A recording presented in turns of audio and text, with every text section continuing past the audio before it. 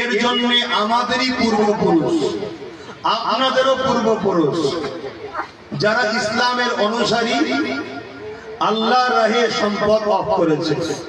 এই সিলসিলা ফারুক আজমের সময় ছিল, উসমান গনির সময় ছিল, সিদ্দিক আকবর তিনি তিনার পুরো সম্পদকে বাইতুল মালে অফ করেছেন।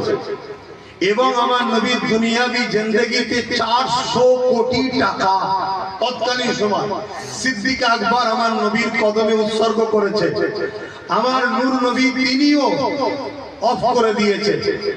তো এই যে সম্পদ আল্লাহর রাহে অফ করা হয়, এই অর্থ মসজিদে যাবে, মাদ্রাসার কাজে লাগবে, খানকা ঈদগাহ, বিশেষ করে গরিব ছেলে মেয়েদের এডুকেশনের জন্য খরচ হবে।